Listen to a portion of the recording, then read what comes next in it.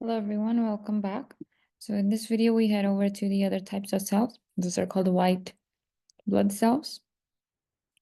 And another name for them is leukocytes.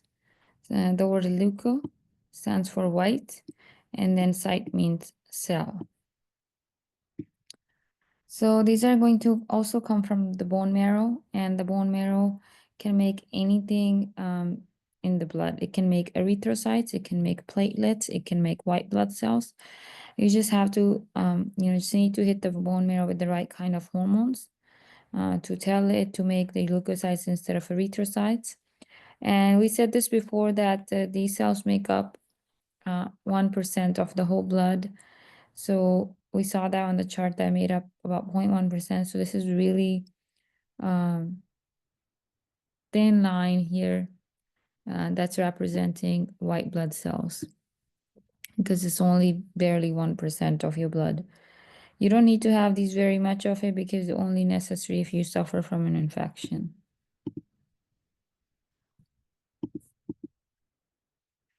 So over here, there's this little bacteria here, and then there's this white blood cell that's trying to catch and eat up that bacteria. So it's called a macrophage. Macro means big, phage means to eat. It's going to go and chase it down like amoeba, and then it's going to gobble it up. So here it looks like a type of a parasite, nematode, and the white blood cells are trying to kill it and get rid of it. So that's how this is important for infection. And for the most part, you don't need to have lots of it. You just need some white blood cells that sit there and survey and kind of keep watch and security of everything. And then when you get infected with something, that's a little bit, there's a little bit of a lag time where your body will start cranking out these white blood cells and eventually they'll start getting rid of the infection. So that would be the incubation period when you get the flu or the cold. In the very beginning, what's going to happen is that your white blood cell count is going to be low. And when you have the infection, the virus is making you sick. It's going to incubate in that period and your body is basically starting to make more white blood cells. So basically starting to infect more of your cells. It takes a couple of days before you start cranking out the right kinds of cells and antibodies. But then eventually once this incubator, your body clears it up because it'll have enough of these white blood cells and it'll go ahead and get rid of the virus and get rid of the infection or the bacteria. This protection from the infection. And the other thing it'll do is it'll be regulating the inflammatory regulate inflammation. So inflammation, when you have an allergy, when you're really itchy or kind of puffy, that's the inflammation. And some other sites will release a chemical called histamine, and the histamine will make that part of the body really kind of inflamed, itchy, and red, and things of that sort. So if you have an allergy, it's going to be leukocytes that you're going to blame. Okay, so these leukocytes are going to be the more diverse compared to the erythrocytes. The leukocytes going to be made up of minimum 5 types of cells. You have 3 here and you have 2 here. And we got these 5 different types of leukocytes. The names are going to be based on what they look like under the microscope. So when you go ahead and put a stain on them, a dye on them, depending on what type of color they take up, what type of stain they take up, that's how they're named. So we're going to go ahead and name them based on that. But before we do that, I want to mention we have 2 big categories. We have granular white blood cells and we have agranular white blood cells. So granular refers to the dyes. If you hit it with a dye and then wash it off, the dye stays behind. And there's going to be these little tiny dots. Hopefully you guys can see them in these that are found that take up the dye. So these are called, these look like little grains. So these are called granular. So some of them are going to have big spots on their leftover after the dye is washed off, and that's going to be granular. On the other hand, agranular, they don't have those dots that you can see here. So there's pretty clear cytoplasm here, no dots. So whenever you put the prefix a or an in front of something, it means no or without, basically. So opposite of granular means agranular. So we have 2 over here that are going to be not granular, and then 3 that are going to be granular. So I'll go through in a second what these means or what they look like. So granular are neutrophils, eosinophils, and basophils. Agranular are lymphocytes and monocytes. This one here is spelled incorrectly. Lymphocyte, it should be CYTE, site.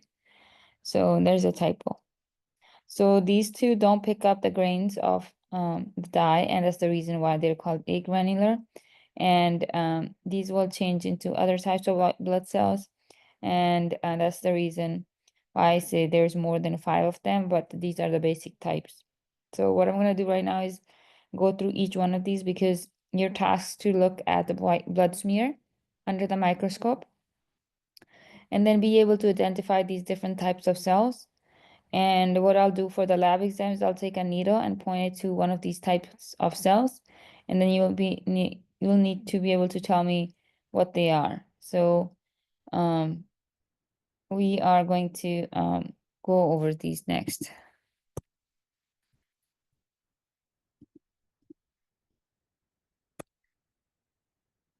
So we have neutrophils and eosinophils on this slide. First, I'm going to cover the eosinophils and we'll come back to the neutrophils.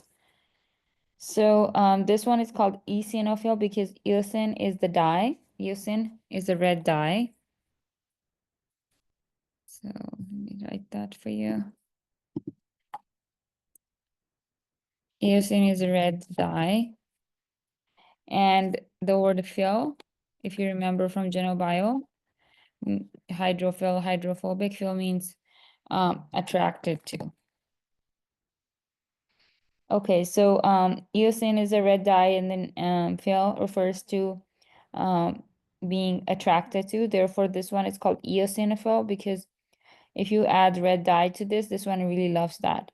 Just attracted to the eosin dye. That's why it looks really red here. The grains look red. So these are pretty uncommon, relatively uncommon, and they have bilobed nucleus. It has 2 lobes. The nucleus has 2 lobes. Bi means 2. And there are 2 lobes, and you can see that here there's 1 lobe here and there's another lobe here. And then it has grains, or it's granular, it has those red dots. And the function of this one is to increase in number when you have parasitic infection. And I just showed you a parasite on the last slide where it was trying to kill that parasite. It's large reddish granules, that's what you can see in the cytoplasm, increased in allergic reaction or parasitic infection. So when you have a parasitic infection and you go do a blood test, depending on what type of leukocyte is increased in number, that tells the doctor what kind of infection you might be having. If you have parasitic infection versus a bacterial infection, or viral infection or allergies, different types of cells will increase in number. This one will increase in number if then you have parasitic infection. So eosinophils, the ones that are for that target the parasites. And just to kind of remind you, you saw a parasite here. So that's a parasite here. And these cells are trying to kill this parasite. Okay, so then we have, so I'll come back to the neutrophils. Then we have these basophils. So these basophils, they're also rare in blood. And it's going to be less than 1% of leukocytes that are found in blood. And these are also bilobed. So you have 1 lobe here and you have another lobe here.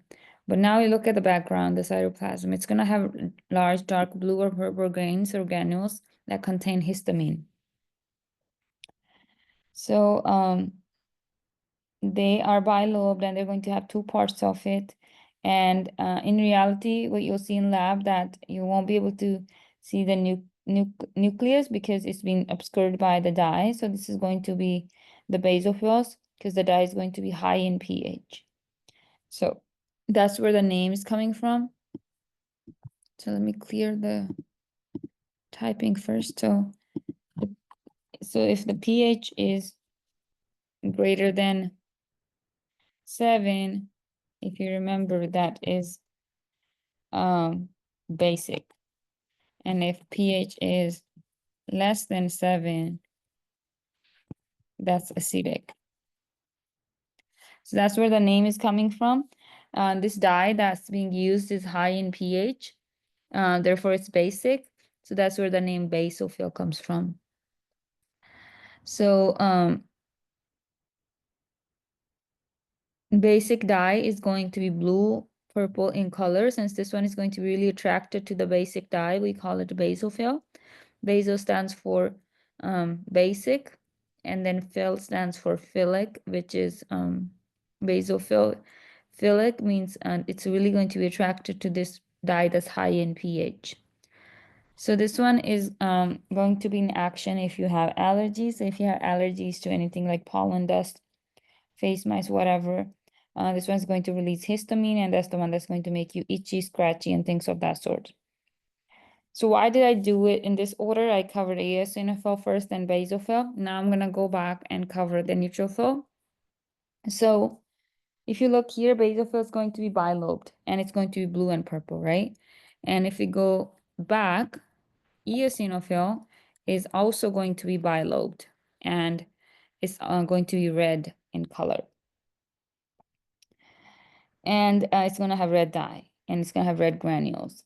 But then we have this one here, neutrophil. Neutrophil is the reason it's called neutrophil is because it's going to absorb the blue dye and it's going to absorb the red dye. So both of them in equal amounts. And that's the reason it's called neutrophil. It's going to be neutral. It's not going to be totally red, and it's not going to be totally blue purple. It's going to be neutral. It's going to give you kind of a light pink. That's most common type. If you look at a slide, almost guaranteed to see neutrophils that are going to make up most of the leukocytes. So most common white blood cell, 50 to 70%. And it's going to have 3 to 5 lobes in the nucleus. So 1, 2, 3, 4-ish or 5. Here you can see. Actually 3, 1, 2, 3. So and they're going to be phagocytic. And if you remember, the word phage means to eat.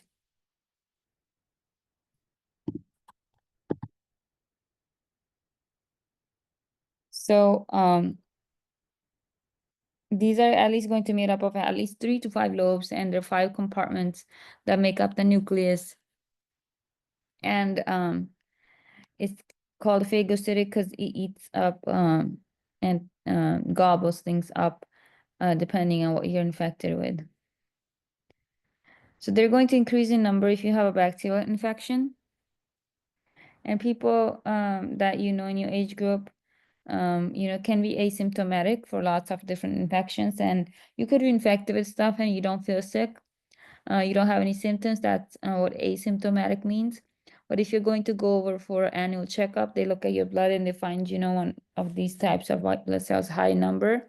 That could be indicating that you're living with some kind of infection that's not been diagnosed yet. Then your doctor needs to go and try to figure out what's going on. So another reason why you want to have blood analyzed every now and then. So these are the ones that have granules, and you have red granules, and then fill is the word that means, either it likes the high pH dye or it likes eosinophil.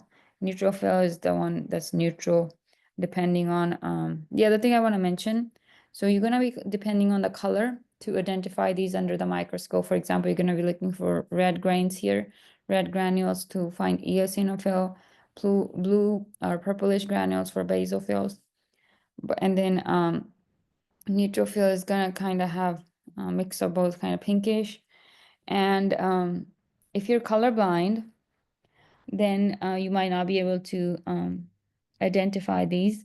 So this would be very problematic because we are relying on color to diagnose what type of leukocyte you're looking at.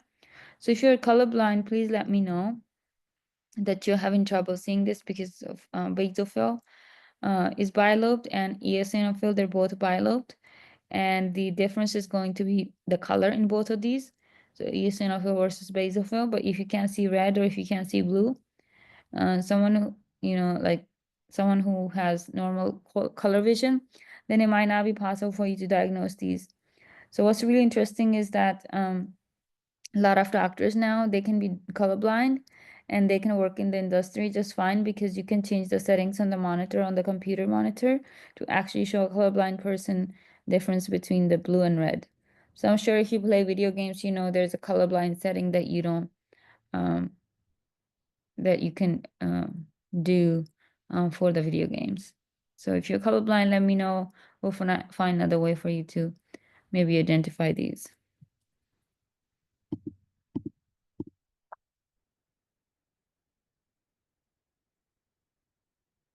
Okay.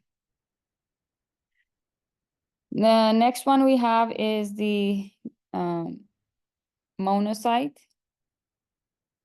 So this is the largest white blood cell. So we have two more left. We have monocytes and lymphocytes. So if you remember, we had two types, granular and agranular. In granular, we have neutrophil, eosinophil, and basophil. And the two over here, they're agranular. They don't have big grains, and they are monocytes and lymphocytes. So let's talk about what they look like. These are going to be monocytes. This is the largest type of leukocyte, and it's the, how can you tell? Well, if you look at the size um and compare to the erythrocyte, these are red blood cell. So if you compare this to erythrocyte, it's gonna look um, super big. So they make about 2 to 8% in circulating blood. They're a large kidney shaped nucleus, kidney shape, and they can leave the blood to enter tissues as free macrophages.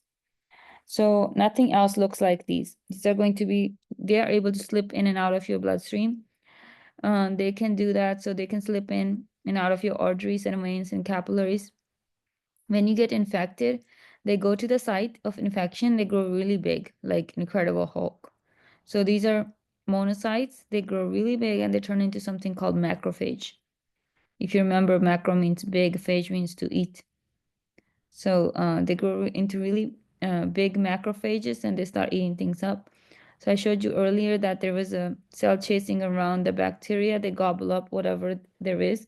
So they gobble up the bacteria and the viruses that can be detected. And then if you got any type of damage, it'll eat up that tissue and recycle it. So that's the function of monocytes. Last one here is the lymphocytes that we have. So this one is going to be going to vary depending on what type of lymphocyte it is, whether or not it's going to be mature lymphocyte or immature lymphocyte. So for the most part, the lymphocyte is going to be super common, making up about 20 to 30% of white blood cells. And this one has very little cytoplasm. So you can see that there's very little cytoplasm on the side. There's a really big nucleus, large nucleus, and relatively little cytoplasm. So the nucleus takes up almost the entire center of the cell, and they have very little cytoplasm. So that's something you're going to look for under the microscope um, when you can find this type of cell that has very thin layer around it and really big, large circle nucleus in the middle. That's a lymphocyte. So the lymphocyte is smaller than the monocyte, and this one is going to respond depending on what you're infected with. Like I said, depending on what type of lymphocyte you have, some of them will directly fight the infection, so they'll go in there and they'll go gobble things up. And then another type of lymphocyte will make antibodies, which are a little bit different. So antibodies are going to be proteins that are released by lymphocytes, and these antibodies will go to the site of infection and take care of the infection. These are called lymphocytes because they're part of the lymphatic system. Lymph is part of the lymphatic system. So when we learn about lymphatic system, we're going to learn that you have all types of organs and in the lymphatic system, and these lymphocytes like to hide out there, and that's why they're called the lymphocytes. The last thing is not going to be a cell. These are going to be called platelets. And the old name for the platelets are thrombocytes.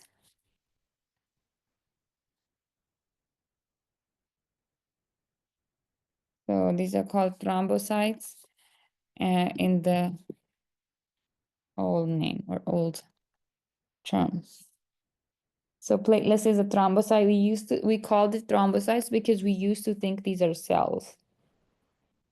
Thrombo means clot. They used to, think we used to think these are cells that help you clot, but now we know these are not cells. These are actually fragments, cell fragments. So following the um, instead of calling them thrombocytes, we call them platelets because now we know they're not cells, they're fragments of cells.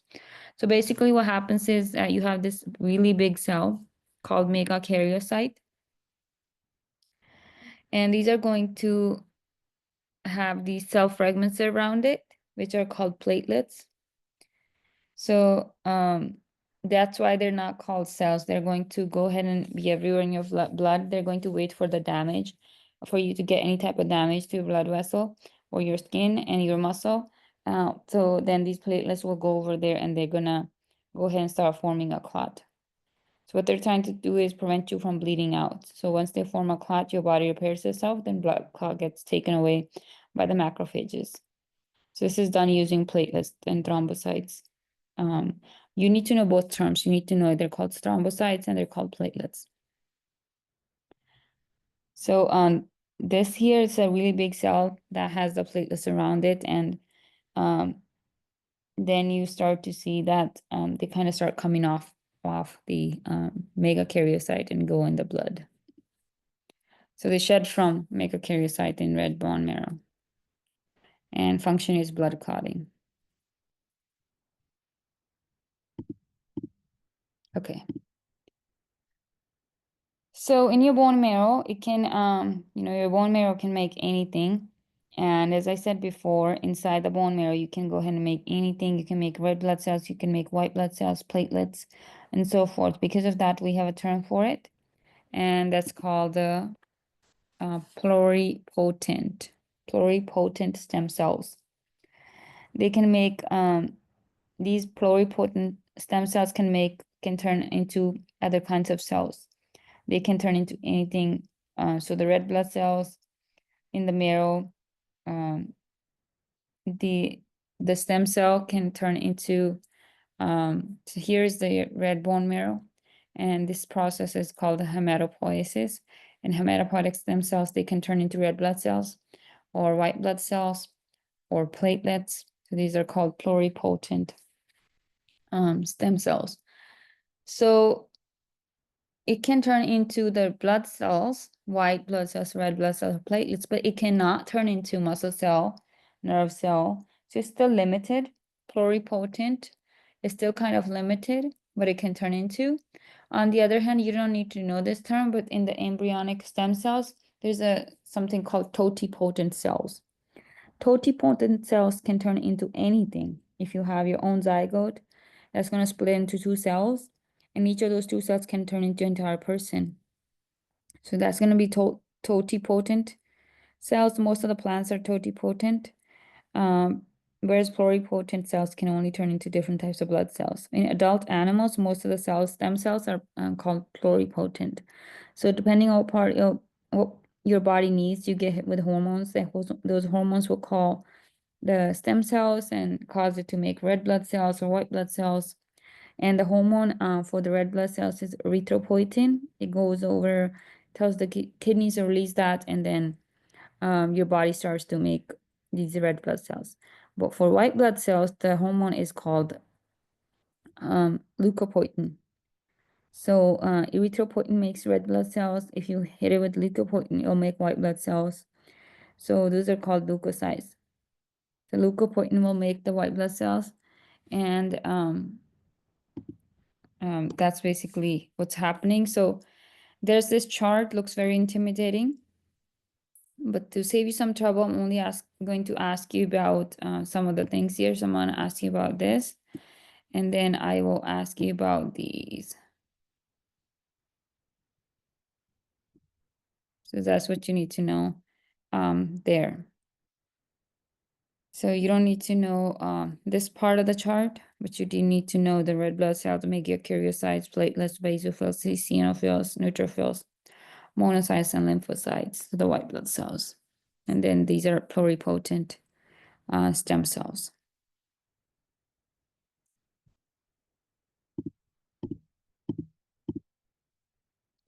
Okay, so as I mentioned, the name of the hormone is erythropoietin that makes erythrocytes of red blood cells, but the process is called erythropoiesis that makes the red blood cells. So the hormone that's going to be responsible for the white blood cells is called leukopoietin, but the process is called leukopoiesis. So that's the process of making the blood cells. So for example, if we were to say glycolysis, that's the process that makes glucose, you could say. So you need to memorize the names of the process. I mentioned EPO before, that artificially make lots of red blood cells, and then you can have big reservoir of oxygen in your body, and you can compete at the top athletic level.